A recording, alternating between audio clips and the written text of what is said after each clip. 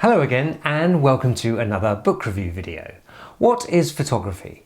Well, today I'm going to be looking at the work of one of my favourite contemporary photographers who has asked that very question himself, and that's the Japanese photographer Daido Moriyama.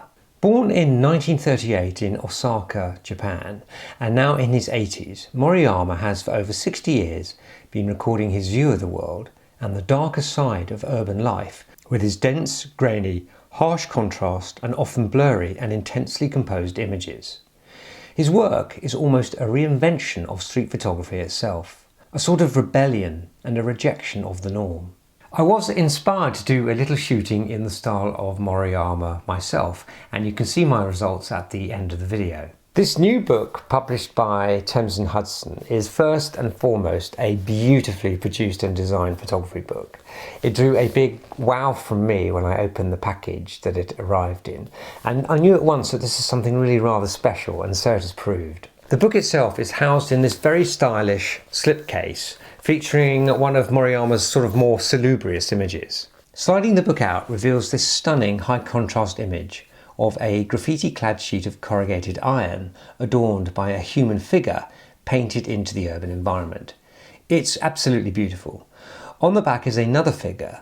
This time it's the shadow of Moriyama himself, complete with camera, doing what he's done for over 60 years, capturing the streets of Tokyo and Japan. It's a direct sequel to the classic book Daido Moriyama Record, and features a selection of photographs from his magazine publication itself called Record, and spanning the years from 2017 to the present. The book's images are preceded by an engaging portrait of Moriyama in an essay by Mark Hoban. In it he writes, "Daido Moriyama could be described in future histories of photography as a stalker on the streets of Japanese cities, where he claimed his zone, a dense, harsh, high-contrast territory." Each chapter itself opens with a short piece by Moriyama in which he writes about the chapter's contents and how and why he took the pictures contained in them. The writings offer some real insight into his working methods and are a great addition to the images. Moriyama was influenced by American artists such as Andy Warhol and William Klein, and also the novelist Jack Kerouac. It's not just the visual artists that can inspire us. I've built projects around the work of writers such as J.G. Ballard and Philip K. Dick. Moriyama was involved and contributed to the avant-garde Japanese magazine Provoke, subtitled Provocative Materials for Thought. Launched in 1968, Provoke encouraged a radical departure from conventional photography, and it was held as a platform for a new photographic expression, which was the perfect place for Moriyama's gritty images. Moriyama has published more than 150 photo books during his long career, the first appearing in 1968 titled Japan, a Photo Theatre. I love the unusual and often abstract subject matter of Moriyama's work. He's not afraid to put himself out there and shoot whatever he wants, or whoever he wants. Looking through this book, you are constantly surprised at what's waiting for you on each page. As well as being a wonderful photography book, this is a beautiful ornament in itself. It's like something that you want to display in your home and show off to people. It's so very tactile, you want to simply pick it up and hold it.